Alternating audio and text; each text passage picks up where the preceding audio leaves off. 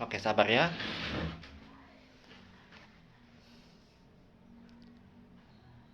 Hai guys. Assalamualaikum warahmatullahi wabarakatuh. Izinkan saya live streaming di akun cadangan karena akun FB ku yang real Bilal Hidayatullah pakai L-nya 2 dan O-nya 1. Karena akun FB ku kena dibatasi, macam kayak nggak bisa live, nggak bisa apa-apa juga. Ya udah, aku live-nya di sini di akun cadangan. Izinkan saya perkenalkan diri sampai menceritakan tentang diriku yang sebenarnya. Perkenalkan, saya Bilal Hidayatullah. Usia saya mau OTW 22 tahun. Saya sudah lama tinggal di Kota Sorong dari zaman saya masih baru-baru lahir di dunia sampai sekarang.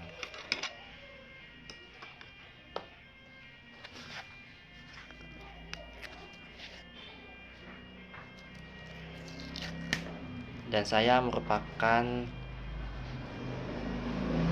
autis atau autisme semenjak saya masih berusia 1 atau 2 tahun, karena dulu saya merupakan korban KDRT semenjak saya masih bayi.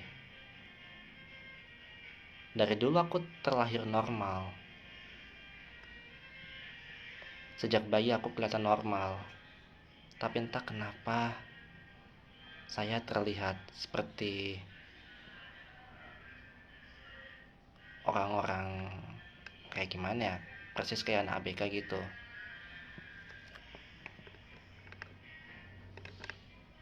Tapi semua tetanggaku tahu kalau aku anaknya autis.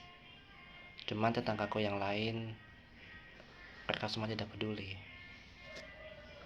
kalau aku autis dari sejak bayi.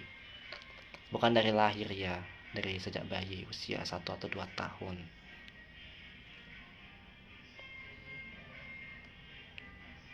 Ini yang pertama.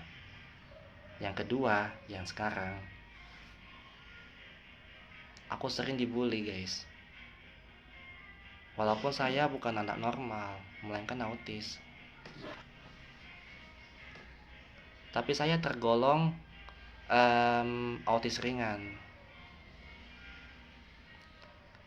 Dari zaman TK itu tidak ada yang namanya bully.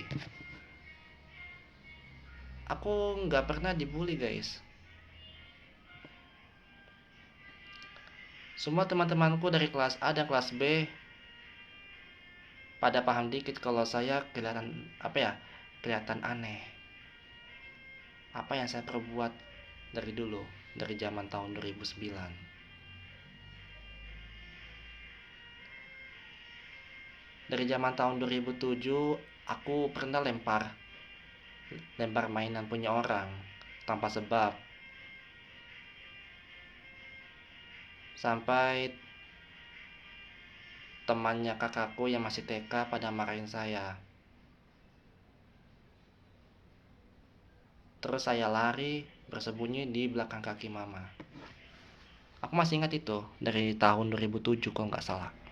Kalau bukan tahun 2007 ya berarti tahun 2008. Tapi dari zaman MI ya, dari zaman MI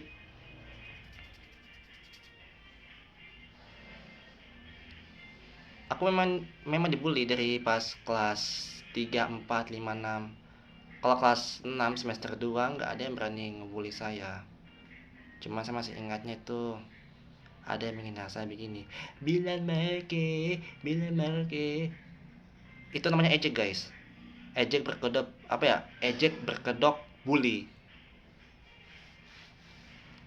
Kadang aku nangis, kadang aku lawan. Itu pun teman sekelas saya.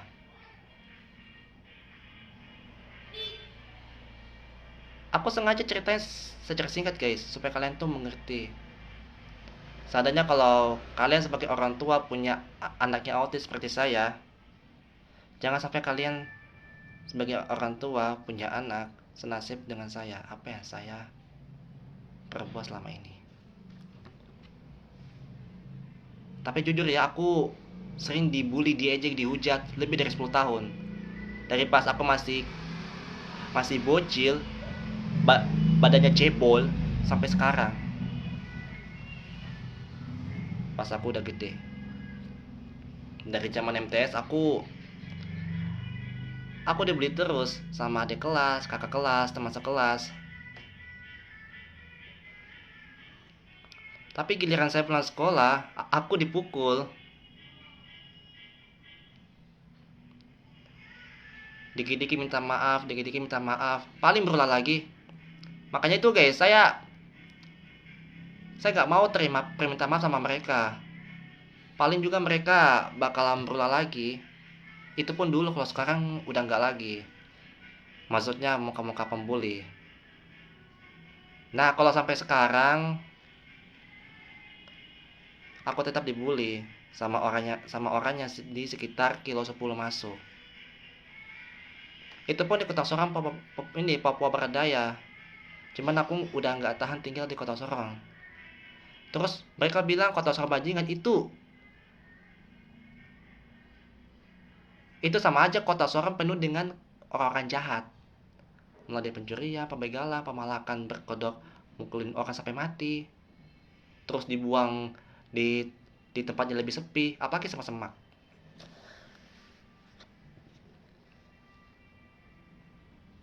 Dari kelas 8 dan kelas 7 dari kelas 7, 8 dan 9 aku memang dibully sih. Tapi kadang aku lawan. Terus yang paling parahnya tuh aku pernah mengamuk sambil lempar ini guys, sambil lempar kursi. Itu pun kursi kuliah yang aku lempar. Tapi untung gak kena orang. Coba kalau kena anaknya orang, terus kena kepalanya sampai meninggal, ya jelas aku yang tanggung jawab. Yang adanya tuh aku di penjara selama beberapa bulan atau beberapa tahun ke depan.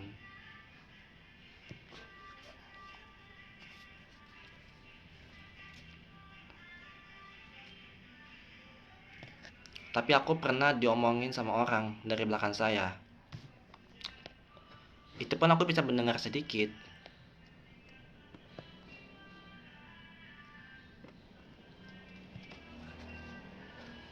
Lagian juga kalau orang mengejek saya abaikan saja. Apalagi anak zaman sekarang ya. Saya pernah lihat muka-muka ini guys, muka-muka pemabok, muka-muka apa ya, muka-muka apa ini, muka-muka begal juga.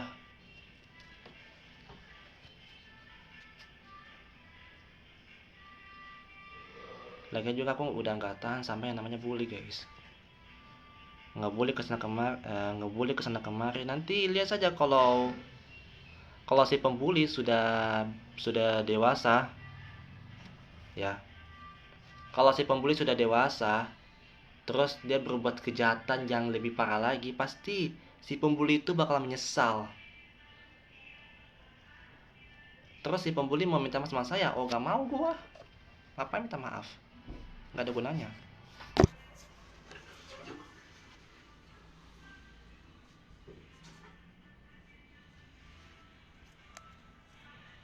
Emangnya penting minta maaf sama pembuli?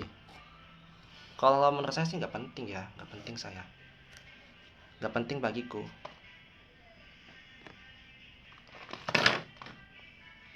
Tapi dari tahun 2020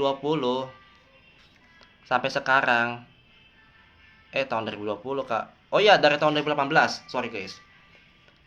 Pas aku pertama kali main sosmed,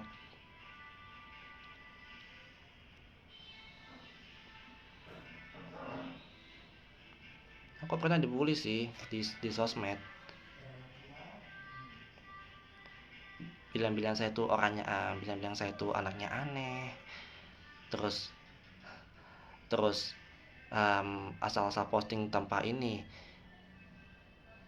tanpa apa ya, apa nih, tanpa konteks ya.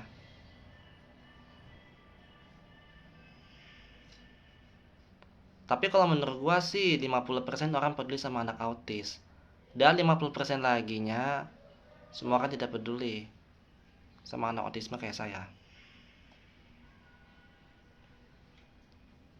Coba lihat manusia yang punya berpikiran jernih, yang udah paham kalau adanya orang nggak seperti apa ya, nggak seperti anak normal pada umumnya.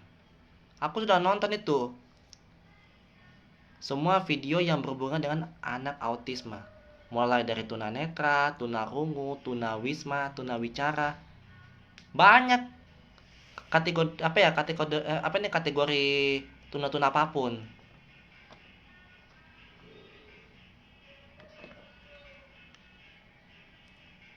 Terus apa, anaknya orang yang mengalami cacat dari lahir banyak kok masuk ke SLB.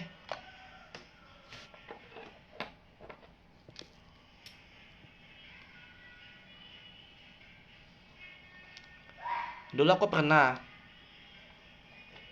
di apa ya, dikasih saran sama orang, bukannya gimana ya, bukannya saya nggak mau sekolah di SLB, tapi ya jemput saya siapa, terus yang antarin saya siapa, sedangkan mamaku aja kerja banting tulang menjahit kesana kemari dari pagi sampai malam.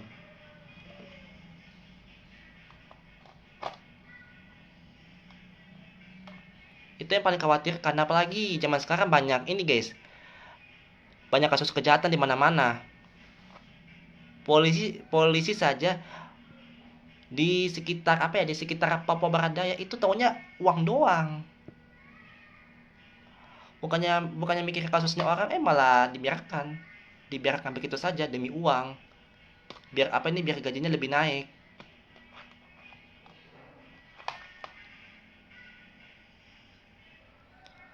Padahal saya pernah bikin konten di akhir tahun 2025. Saya bilang begini, semoga di tahun 2026 tidak ada yang nggak bully saya. Tapi di tahun 2026 omongan saya tidak sesuai. Cuman saya dibully terus. Saya didorong, saya ditendang, saya dipukul, saya diludahi. Terus ada yang ejek saya dari belakang. Dikira saya nggak dengar. Makanya itu guys, kadang saya melawan, kadang saya kadang saya biarkan. Anggap saja di belakang saya itu anjing lagi kawin.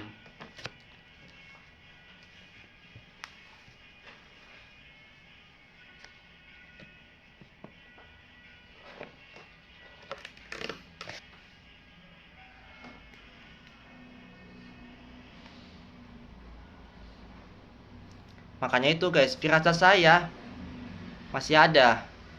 Mau firasat baik, firasat buruk masih ada di saya. Terus rasa traumaku masih ada di saya juga.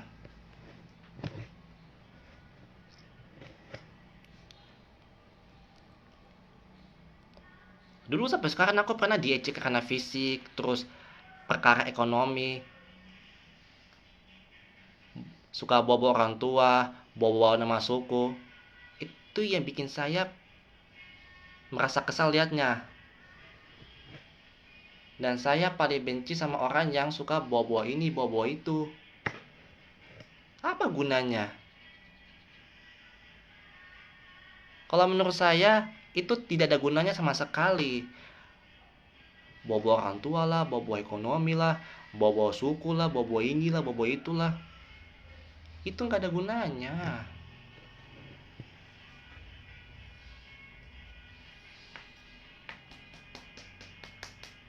Ya.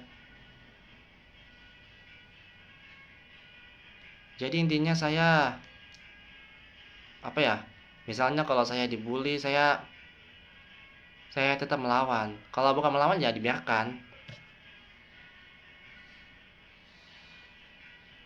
Kalau anak mempunyai kekurangan,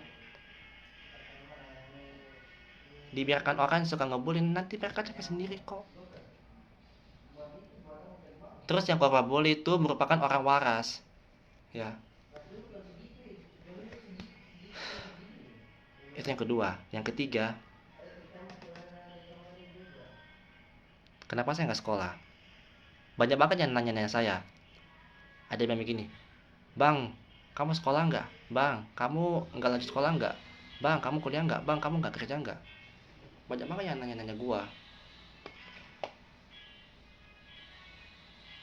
Tapi aku kasih taunya sekarang ya. Sebelumnya aku sudah berapa kali kasih tahu ke kalian. Cuman karena akun sosmedku udah lenyap, jadi aku ngasih tahu di sini ya. Semenjak saya lulus SMP, aku nggak lanjut sekolah. Karena mamaku khawatir kalau aku suka mukulin anaknya orang sampai anaknya orang masuk ke rumah sakit, terus saya disuruh minta denda 2 juta. Emangnya ada yang mau minta 2 juta ke saya kan? Kan tidak ada. Paling apa ya? Paling ya minta 2 juta gara-gara anaknya orang dipukulin sampai masuk ke rumah sakit ya. Yaitu orang-orang miskin.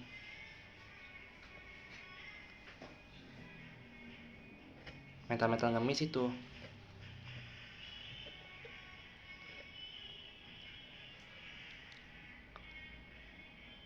Tapi jujur ya mamaku khawatir apa ya?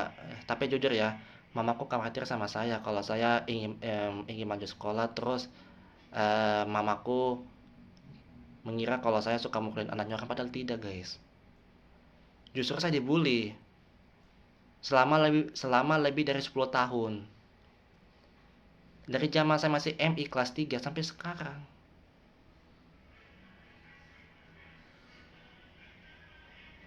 Terkadang aku berkomentar di sosmed, berkomentar sama orang yang saya nggak kenal. Tapi jelas saya dibully. Saya dicaci maki, dan nama-nama saya dibawa-bawa. Apalagi saya mengalami pencemaran nama baik, guys.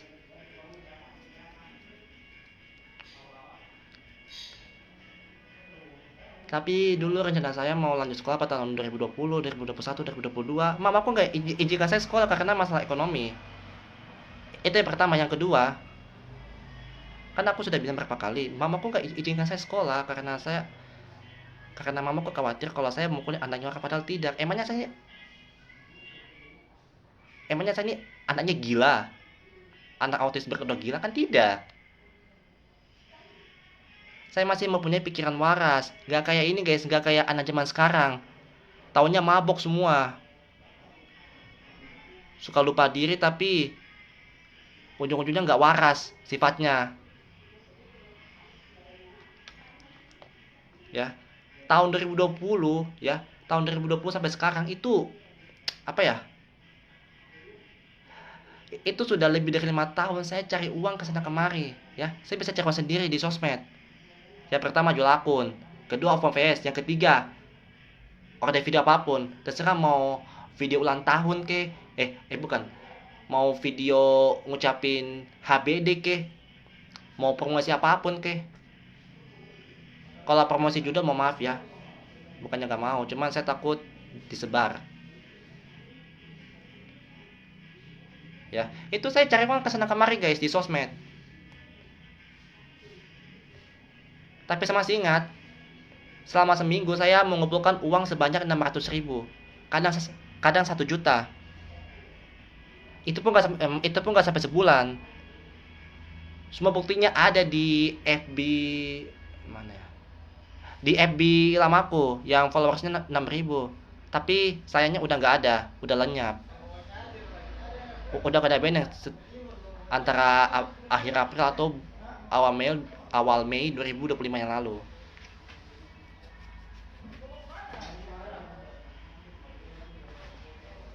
Itu saya cari uang setengah mati loh. Tapi semenjak saya nggak apa ya, semenjak saya masih nge-JB, saya pertama kali disuruh beli air galon sama sama ini guys, sama sama penghuni rumah kos yang punya dagangan yang punya dagangan kecil, tapi aku nggak berani sepil mukanya, aku nggak sebutin namanya. Saya takut orang itu bakalan didoxing gara-gara saya. Tapi setelah pensi, aku lanjutin cari uang sendiri dengan cara saya disuruh beli air galon. Selain disuruh beli selain saya disuruh beli air galon, kadang saya disuruh beli minyak tanah.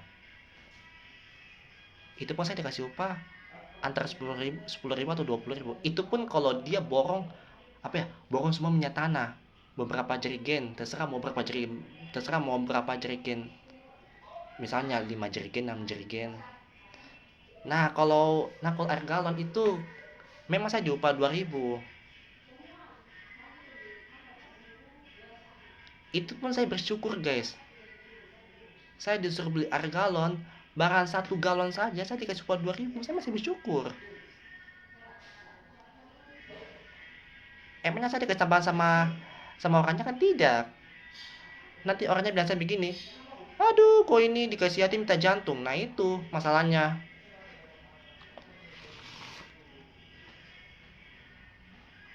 Selama saya disuruh beli air galon, beli minyak tanah, saya nggak pernah minta uang tambahan, nggak minta uang upah tambahan, saya nggak berani. Karena apa? Dia kan orang tua, sedangkan saya orang muda, saya nggak berani guys.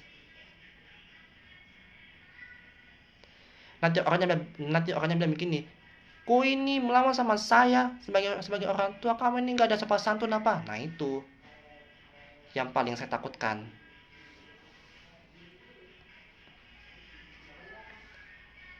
Selama saya nganggur lebih dari 5 tahun, saya masih bisa cari saya masih bisa cari uang sendiri kok, dengan cara yang seadanya saja, dengan cara yang saya bisanya. Saya bisa melakukan apapun demi perekonomian keluarga saya.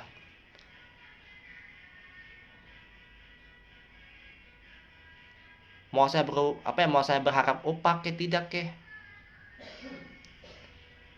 itulah demi kebaikan keluarga saya. Sudah tahu keluarga saya krisis ekonomi, terus kalian mau jasa saya? Oh silakan, aku nggak takut sama manusia munafik kayak kalian, kecuali kalau saya takut sama Allah Subhanahu wa taala. Saya takut sama Allah, saya takut sama nabi, saya takut sama malaikat, saya takut mati. Terus kalau kalian ya suka ngebully saya, mau doxing saya, mau bongkar aib saya di sosmed, silakan. Aku nggak larang, aku nggak takut juga ya. Dan ini yang terakhir, saya kasih pesan buat kalian semua. Buat kalian, mau anaknya autis, mau anaknya normal ya, kalau kalian masih nganggur, terus kalian masih punya firasat buruk seperti kalian pernah dibully sebelumnya, mending kalian lupakan saja deh. Saran saya, mending kalian lupakan atau tidak usah mikirin hal yang negatif. Oke. Dan satu lagi, buat kalian yang sebagai mental pembuli, minimal kalian sadar diri deh. Suatu saat kalau kalian sudah besar, kalau kalian mati, terus kalian masuk penjara karena kalian berbuat salah yang lebih besar. Apalagi? Ingat ya, dosa kalian tanggung sendiri. Oke, itu saja guys. Terima kasih semuanya.